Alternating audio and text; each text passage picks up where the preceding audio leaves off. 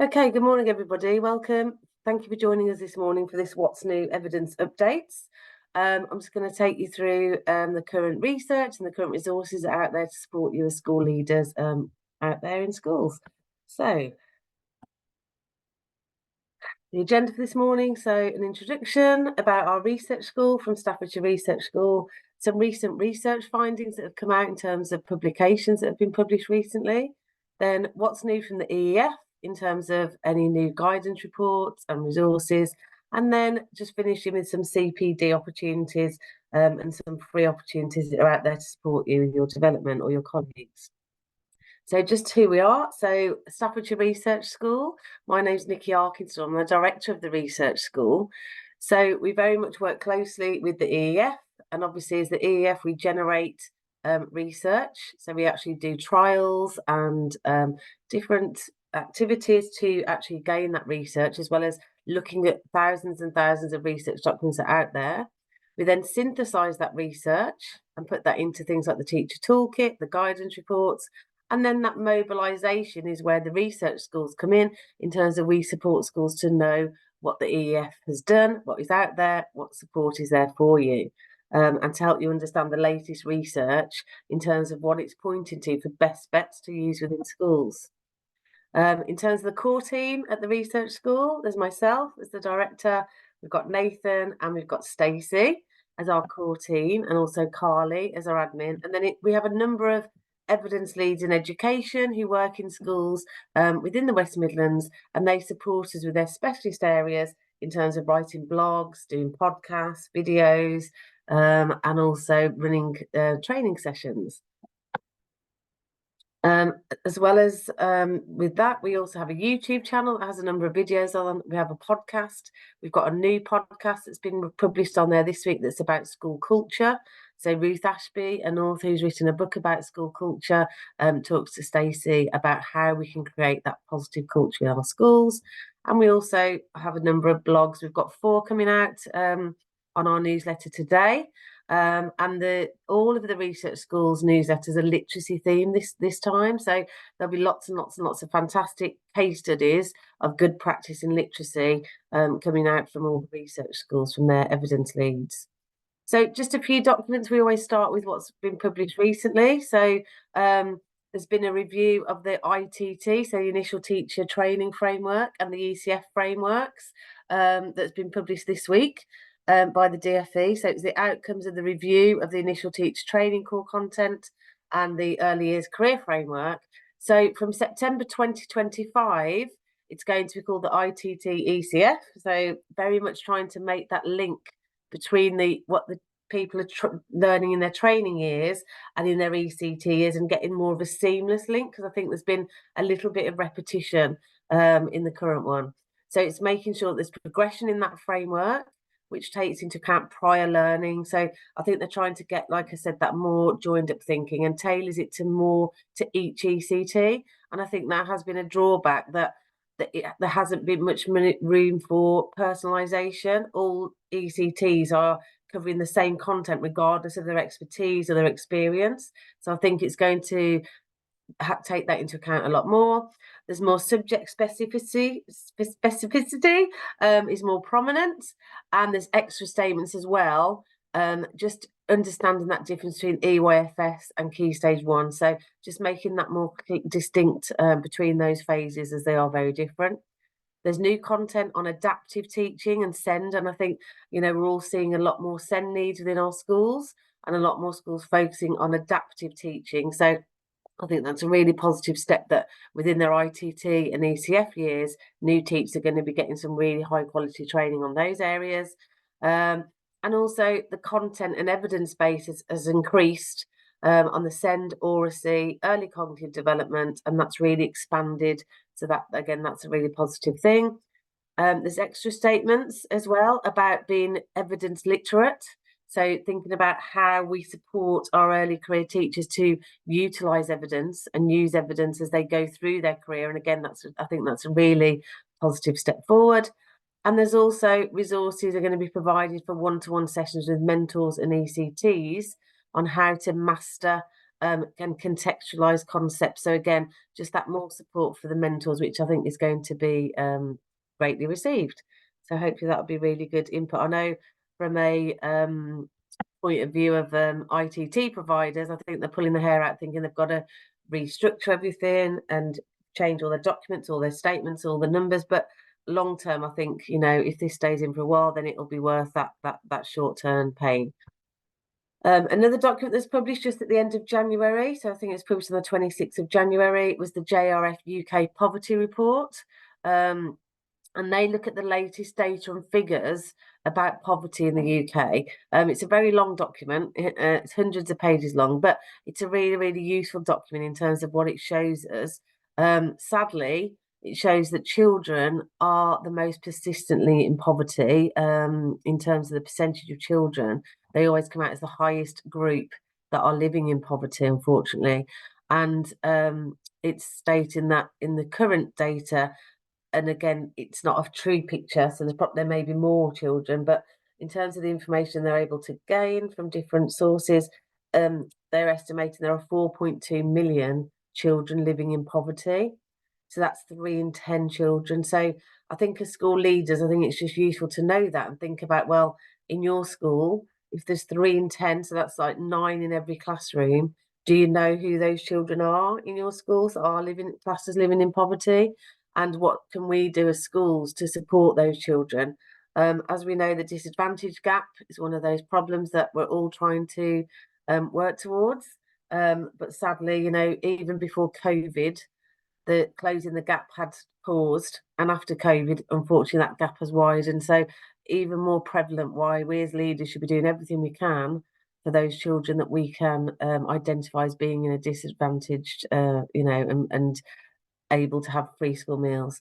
So in October 2023, 2.8 million of the poorest fifth of households were in arrears of the household bills or behind on scheduled lending repayments. So again, just highlighting that cost of living crisis, really, but just thinking of the knock-on effect for what does that mean for the food they're buying, the clothes they're buying, how they're heating their homes, and also what's it doing to mental health, to confidence, to self-esteem, and the bigger factors that it can influence. 4.2 million households are going without essentials, and 3.4 million households are not having enough money for food. So again, it's just being aware of that, I think, as school leaders, so that we can think about how we can support and address that within our own settings. Just a flag up here to the Peps McRae evidence snack. So Peps McRae every week produces some brilliant evidence snacks. You can sign up to those for free. They're just a 3 to 5 minute read, and they're really good at just having a bite-size piece of evidence and looking at how that can apply in the classroom. So the link will be on the slides that are sent out to you afterwards, just to sign up. But they are really, really helpful just to keep that evidence going and thinking about how evidence can be used in schools, and great for CPD for staff as well, and to share with colleagues. Okay, so what's new from the EEF? So we've got a new document that was published recently on using research, and this was a fantastic guidance document to support schools to think about, well, one, do we use research in our school to help us make decisions? And two, how can we make sure that we're using that evidence effectively and in the right ways? And how do we know where to get evidence from? And how do we know if it's reliable? So the QR code will be on the slides when you get them. Carly will send these out to you after the session, but the QR code's there. It takes you to a link to the guidance. So it's called Using Research Evidence, a Concise Guide.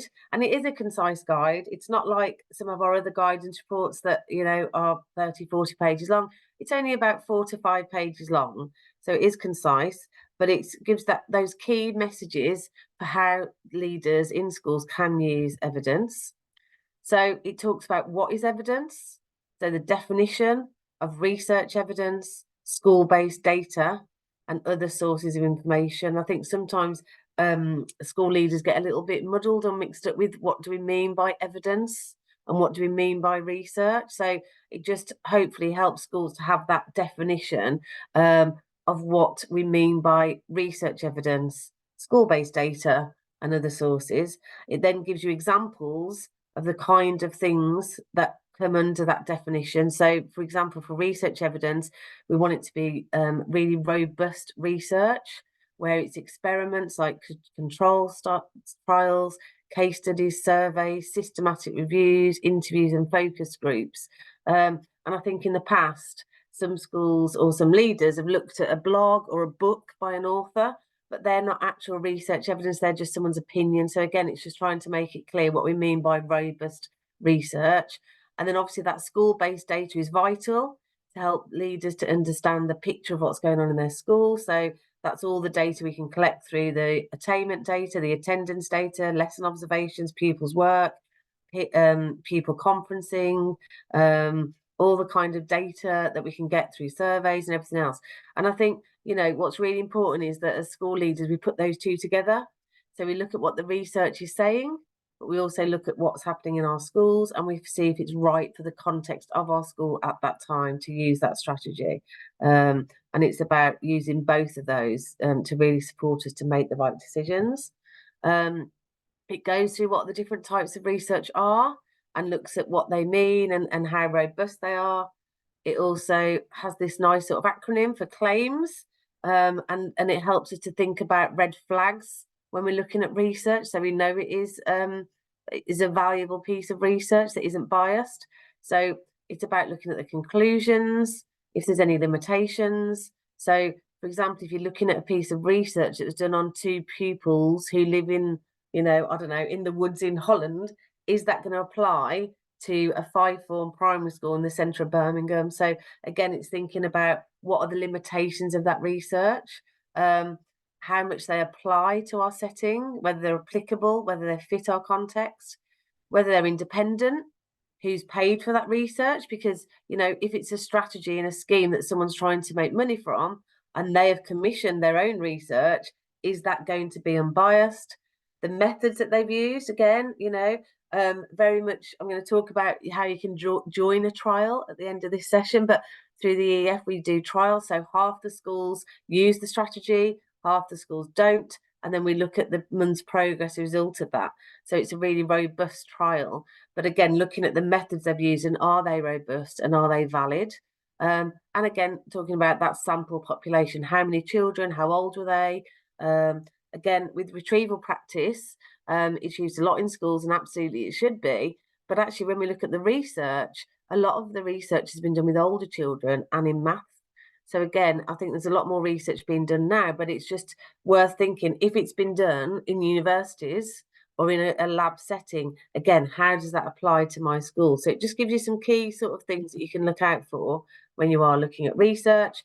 And it's also got some lovely reflection questions, again, that helps you to translate those approaches from research evidence into your schools. So again, it's just a really nice document to look at when you are thinking about maybe your pupil premium strategy or your school improvement plan, to how you can look at those evidence-informed approaches.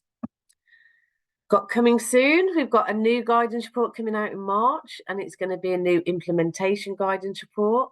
And I know on our EEF website, the implementation guidance report is always one of the most popular guidance reports to search for and look at and download.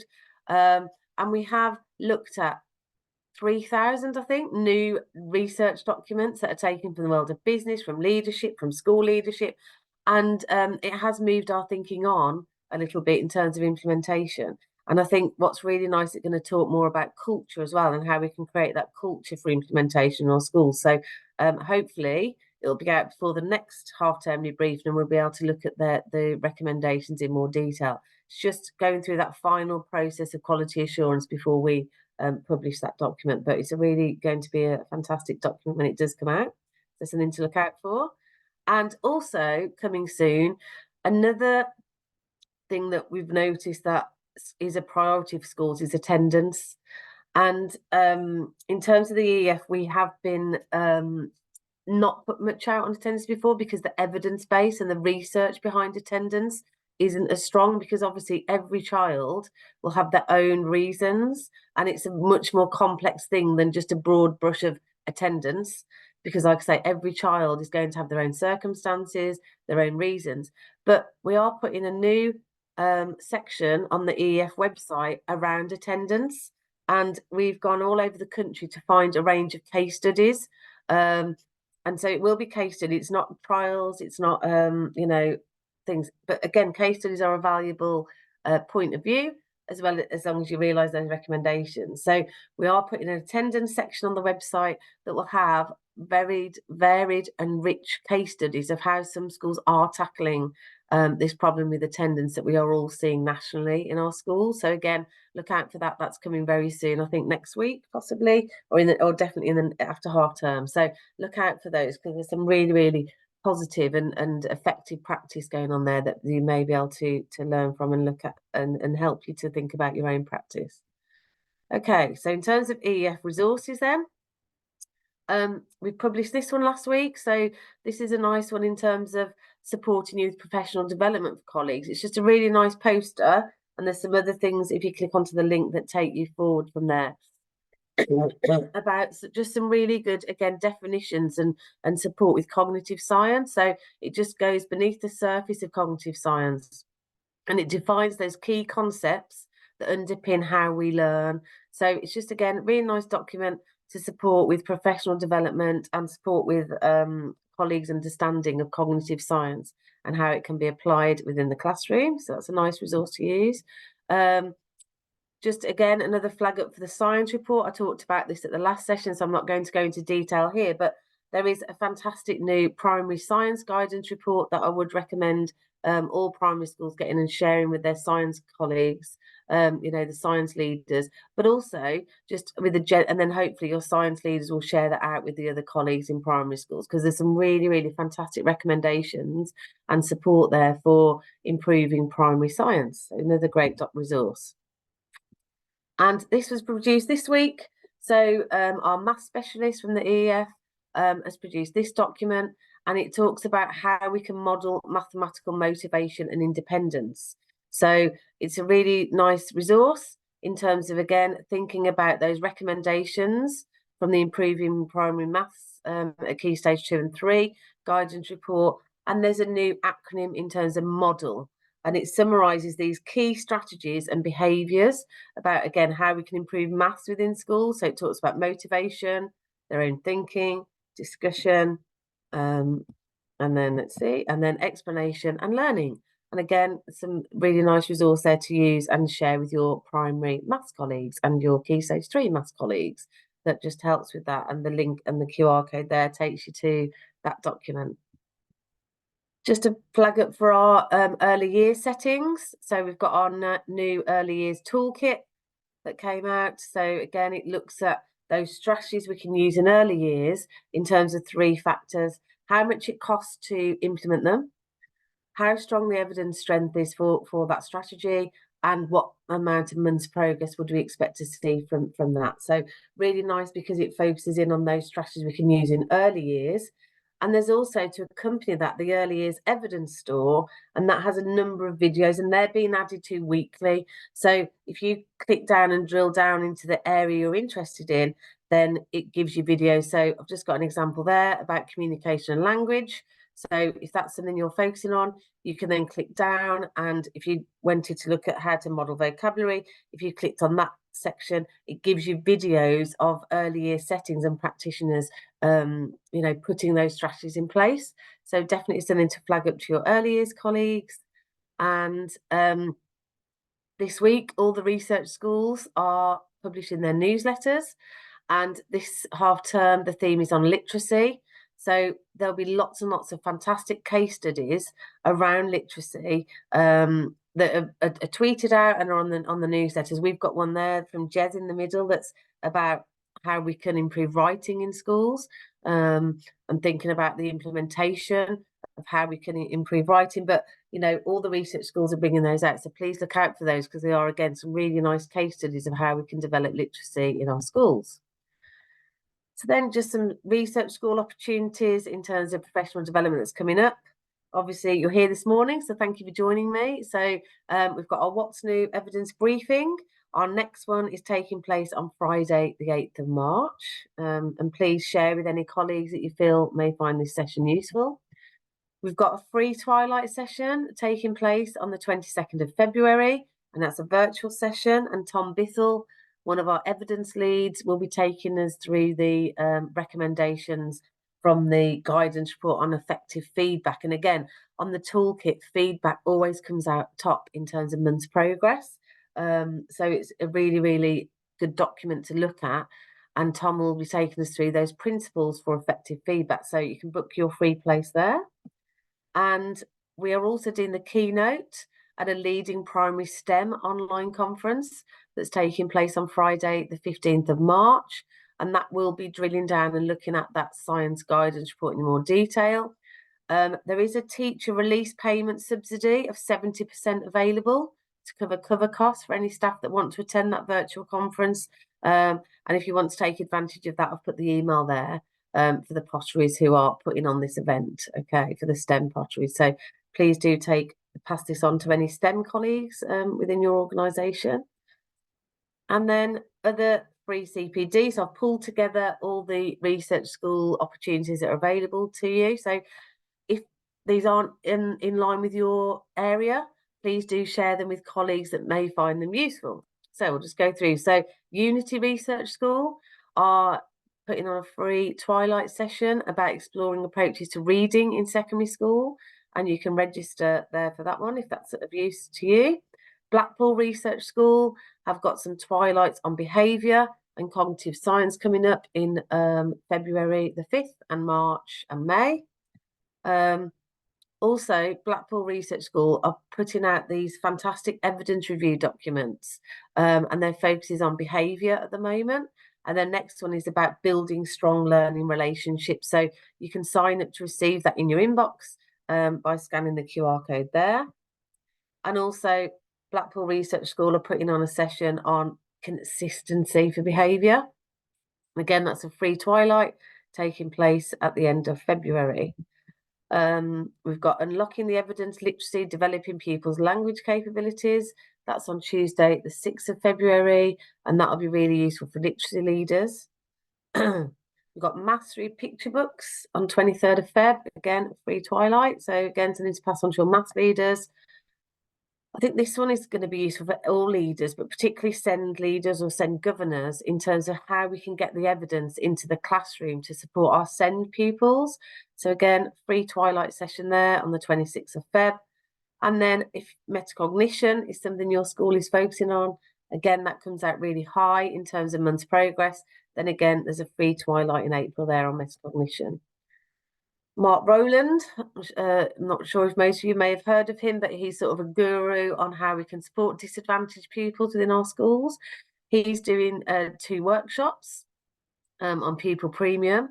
And again, looking at how we can get that evidence and evidence-informed strategies in there to try and close that gap for our disadvantaged pupils. So again, they're free. There's 2 sessions, 1st of February, 29th of February. So you can sign up to that session there. And Mark is fantastic. There's lots and lots of fantastic books that he's written about disadvantaged. So please do sign up to that.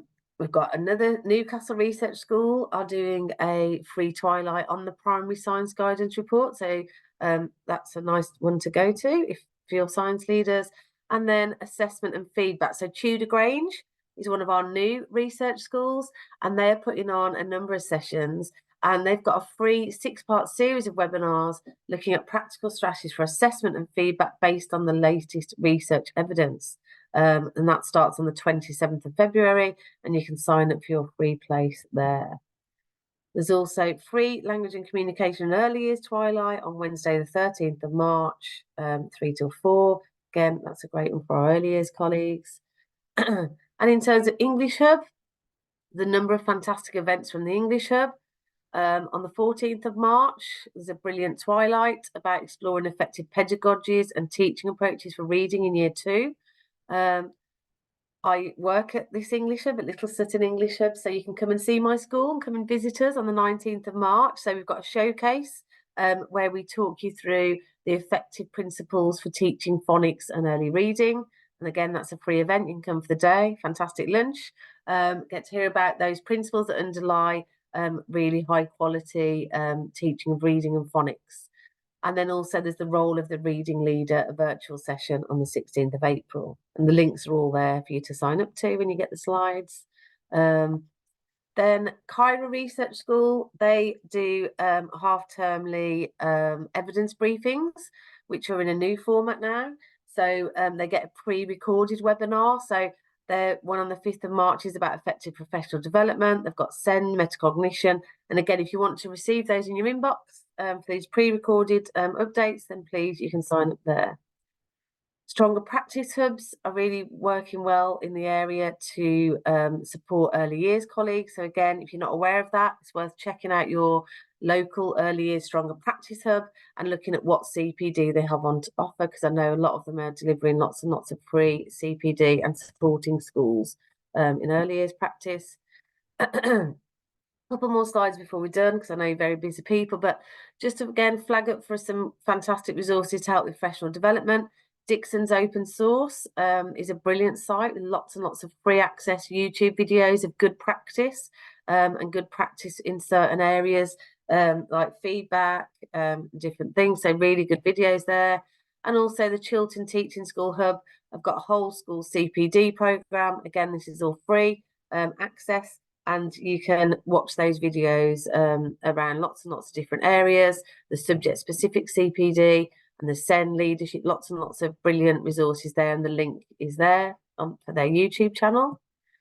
And then in terms of opportunities, you can actually get involved in trials, and that means you can get a strategy to use in your school that's either free or really heavily subsidised. And as well as getting that for free, you're also helping to put that research into the system, so we can check out if the strategies do work when they're upscaled. So at the moment, there's a number of trials that are recruiting. So a Key Stage 2 Reading Fluency project, Maths Mastery project, and Maths Champions. What you can do is, if you go to the EEF website, you can put your postcode of your school in there, and it will show you all the trials and programs that you can access within your area. So I would recommend doing that. And then for secondary, you can apply to be part of the Embedding Formative Assessment, which was written by Dylan William. And I think the first day he's actually there on this conference. And then also there's a grammar project going on in Year 7 and how we can use cognitive science to support children to increase their grammar. Thank you so much. I know we're very busy. That's the end of the session this morning. Spot on half an hour, which is great. If you haven't signed up to our newsletter, please do. The QR code is there. It is coming out today, our latest one. Like I say, lots of fantastic new resources and blogs on there. But thank you, everybody, for your time. Hope you found this session useful, and I will see you in March. So thank you. Have a lovely day.